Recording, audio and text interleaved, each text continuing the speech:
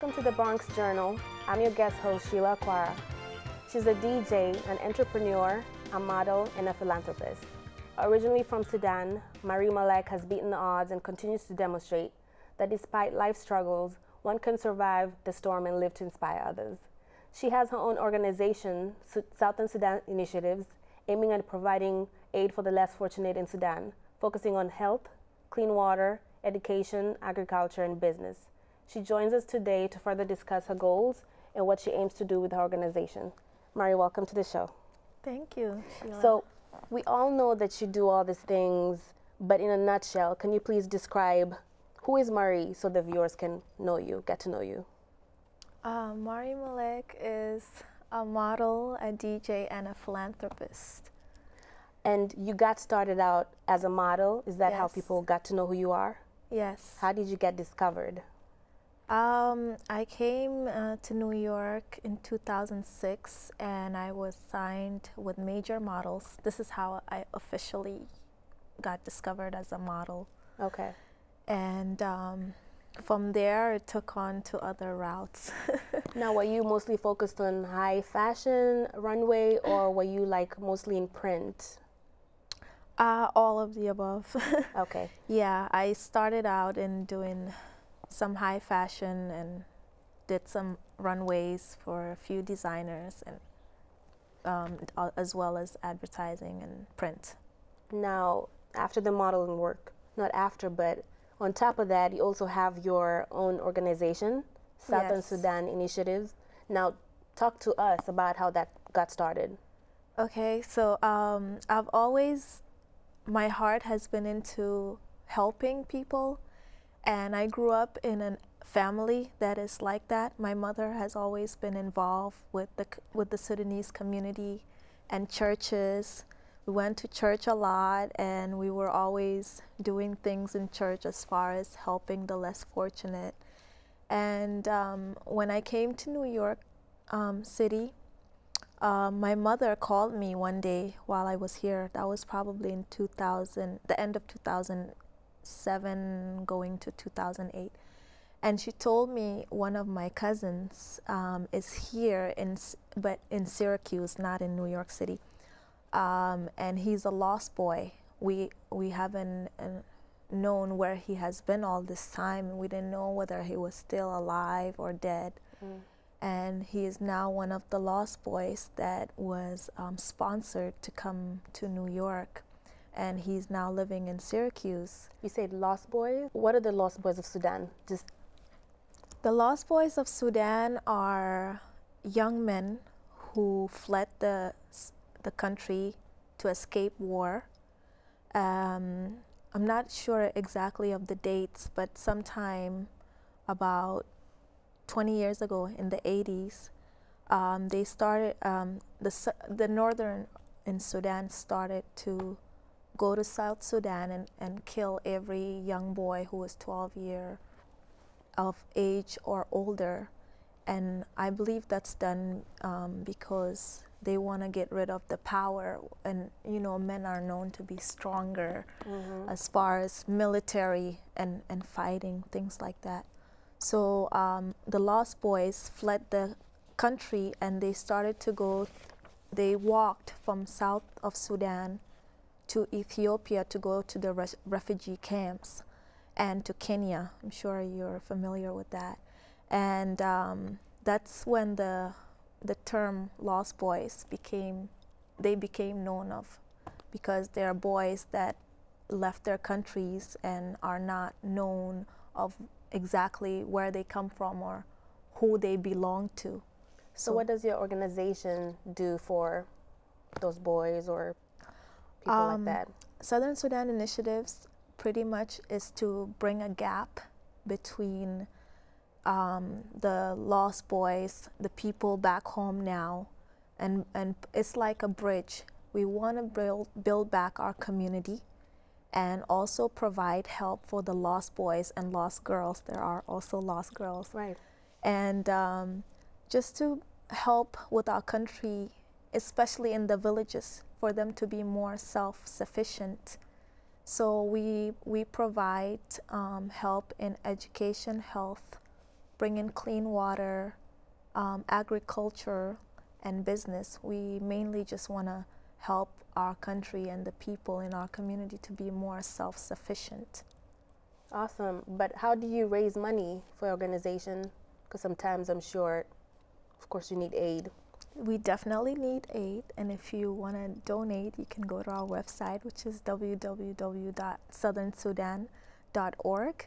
You can help by donating online, sending us a check, or we also try to do awareness parties or events. I'm the main one who does these pretty much in the city. Just do a small cocktail party, or I will have a fashion show with African clothing that women that they make back home, jewelry.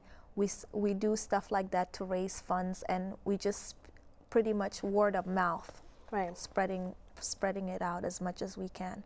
And we've also seen like celebrities usually coming to the forefront and stepping in and offering aid to countries such as Sudan.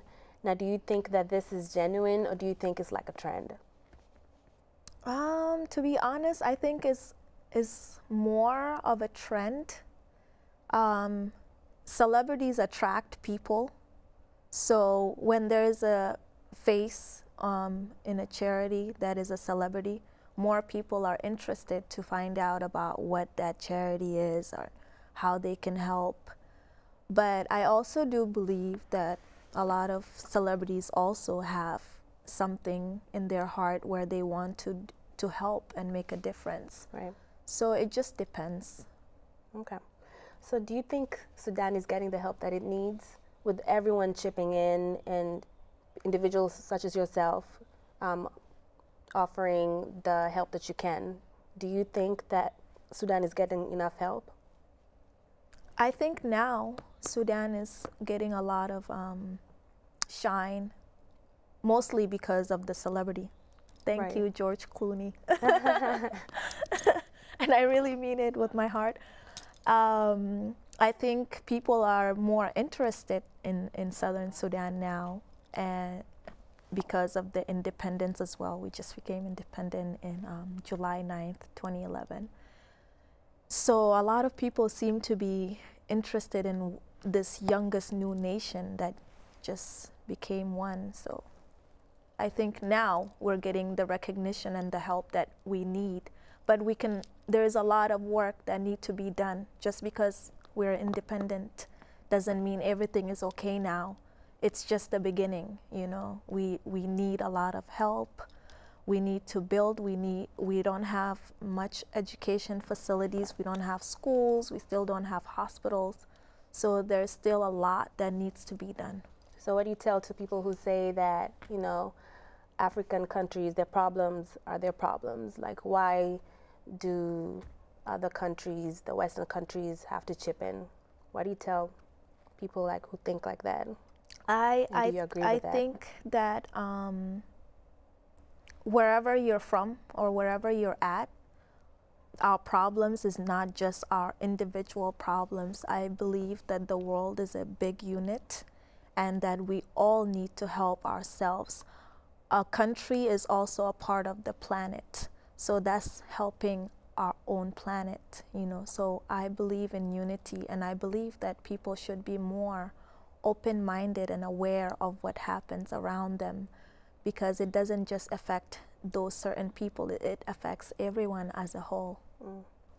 Now, you recently got honored at Black Girls Rock, which is affiliated with BET. Could you tell us about that?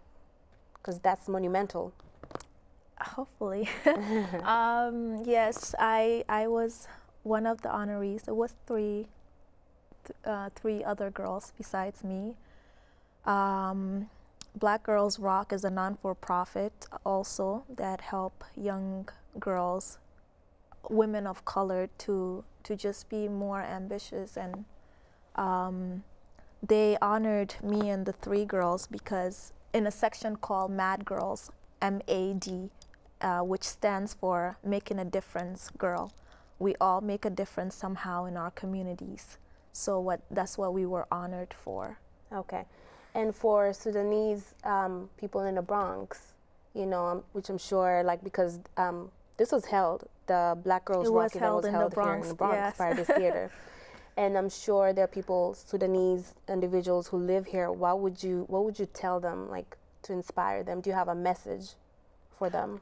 Yes, every Sudanese person that is here should be able to know what is going on, if you don't, with our country, and just be open-minded and do a little research and extend yourself if you can.